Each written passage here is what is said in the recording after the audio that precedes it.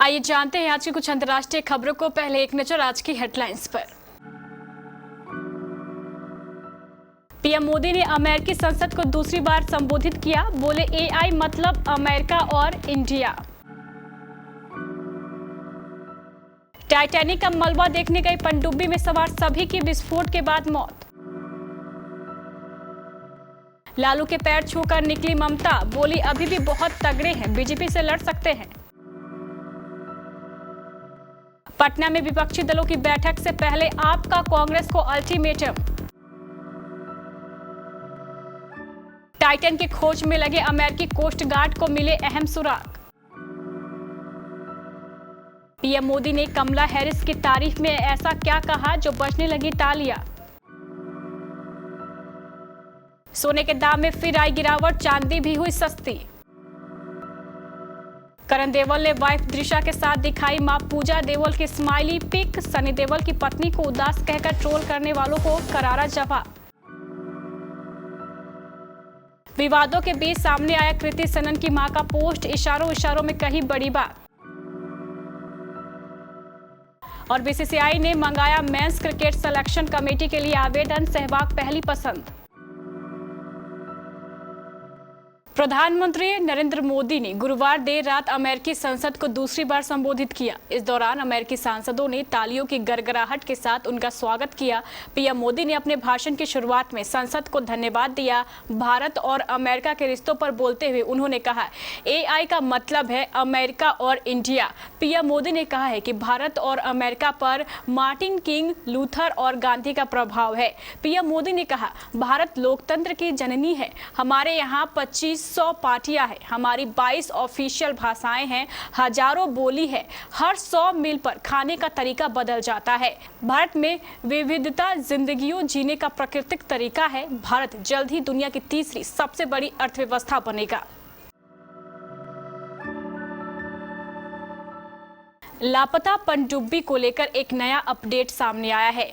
Ocean gate company के मुताबिक Titanic को देखने के लिए 5 लोगों को लेकर जो पनडुब्बी रवाना हुई थी उसका अभी तक कोई पता नहीं चल पाया है। ऐसे में अब उसमें सवार सभी लोगों को मृत माना जा रहा है। कंपनी ने इस घटना को लेकर कहा है कि टाइटैनिक की ओर जाने वाली लापता पनडुब्बी पर सवार 5 चालक दल के सदस्यों की उनके जहाज के विनाशकारी विस्फोट से मृत्यु हो गई। कंपनी ने इसे लेकर एक बयान भी जारी किया है। इस बयान में कंपनी ने उन लोगों के प्रति अपनी संवेदनाएं व्यक्त की है जिनकी इस घटना में मौत हुई है। किडनी ट्रांसप्लांट के बाद भारत लौटे राष्ट्रीय जनता दल अध्यक्ष लालू प्रसाद यादव ने महागठबंधन की बैठक को ऑनलाइन संबोधित कर जो तेवर दिखाए थे उससे ही लग रहा था कि बिहार फिर से देश की राजनीति का केंद्र बिंदु बनेगा। विपक्षी एकता के लिए 23 जून को होने वाली बैठक में लालू की सक्रियता खुलकर सामने आ रही है। पश्चिम बंगाल के मुख्यमंत्री ममता बनर्जी विपक्षी एकता के लिए बुलाई गई बैठक के लिए पटना आई तो राजद अध्यक्ष से मिलने पहुंच गई। मिलने के बाद उन्होंने लालू की सेहत और जज्बे पर खुलकर चर्चा की। ममता बनर्जी ने कहा, लालू प्रसाद देश में काफी सीनियर लीडर है। वे बहुत दिन जेल में थे, उनकी तबीयत ठीक नहीं थी, लेकिन आज उनसे बात कर लगा कि लालू जी अभी भी बहुत तगड़े हैं और बीजेपी से लड़ सकते हैं। ममता बनर्जी ने पुराने दिनों की याद भी ताजा की। उन्होंने बताया, एक दिन लालू जी संसद में भाषण दे रहे थे, हम भी तब एमपी थे, प्याज आलू का भाव बढ़ गया था। लालू जी बोल रहे थे, तब हमने कहा राबड़ी जी का भाव क्या है? लालू जी ने कहा, सबसे ज्यादा भाव है राबड़ी जी का।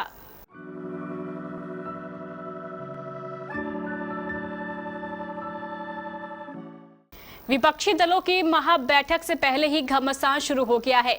आम आदमी पार्टी ने कांग्रेस को अल्टीमेटम दे दिया है कि अगर अध्यादेश के मुद्दे पर कांग्रेस समर्थन नहीं देती है तो वो विपक्षी बैठक का बॉयकॉट करेंगे।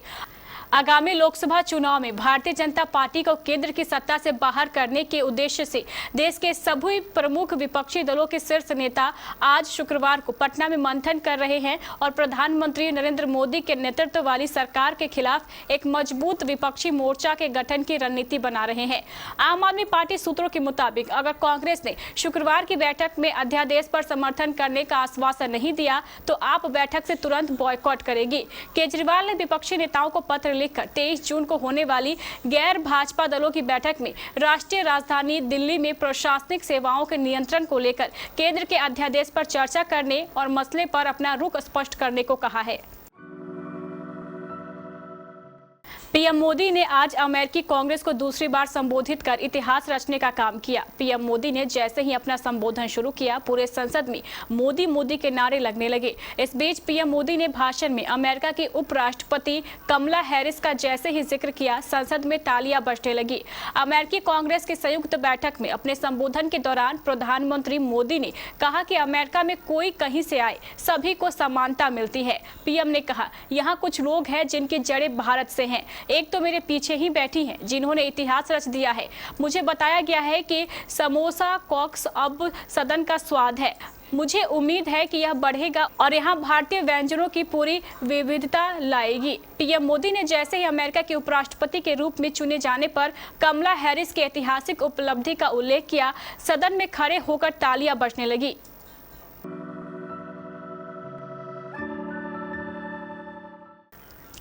अटलांटिक सागर में 1912 में डूबे टाइटैनिक जहाज के मलबे को दिखाने गई पनडुब्बी टाइटन की खोज आज भी जारी है।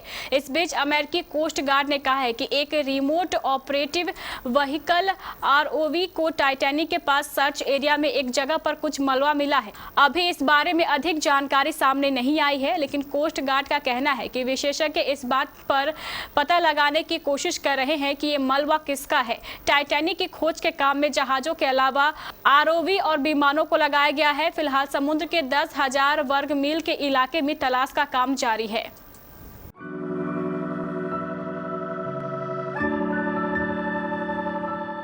अगर आप सोना चांदी खरीदने की योजना बना रहे हैं तो आपके लिए अच्छी खबर है। भारतीय सराफा बाजार में कल 22 जून 2023 को भी सोने और चांदी के दाम में गिरावट दर्ज की गई। 10 ग्राम सोना सस्ता होकर 59,550 रुपए का हो गया। 1 किलो चांदी की दरों में मामूली तेजी आई और अब वह 71,500 रुपए में बिक रहा है। HDFC सिक्योरिटीज ने यह जानकारी दी है। दिल्ली सराफा बाजार में गुरुवार को सोने का भाव 200 रुपए टूटकर 59,520 रुपए प्रति 10 ग्राम पर रह गया। पिछले कारोबारी सत्र में सोना 59,750 रुपए प्रति 10 ग्राम के भाव पर बंद हुआ था। सनी देओल के बेटे करण देओल और नई बहू दिशा आचार्य की वेडिंग सेलिब्रेशन की तस्वीरों से फैंस का मन भरा नहीं है। जहां देओल फैमिली के सदस्य एक के बाद एक नई तस्वीरें शेयर कर रहे हैं, तो वहीं फैन पेज पर भी इस खास दिन की वीडियो और तस्वीरें सामने आ रही है।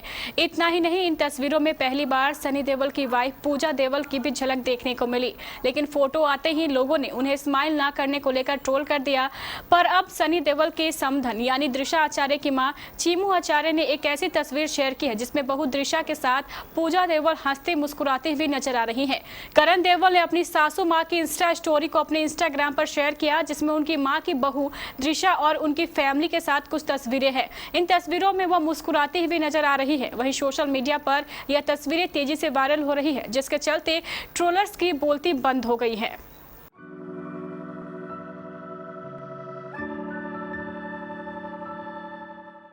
प्रभास, सैफ अली खान और कृति सेनन स्टारर फिल्म आदि पुरुष बीते शुक्रवार को सिनेमाघरों में रिलीज हुई। फिल्म ने पहले दिन बॉक्स ऑफिस पर प्री बुकिंग के चलते अच्छी कमाई की, लेकिन दूसरे दिन से कमाई में काफी गिरावट दर्ज की गई। वहीं इससे हट के बात करें तो सोशल मीडिया पर फिल्म के डायलॉग और सीन्स को लेकर बवाल मच गया।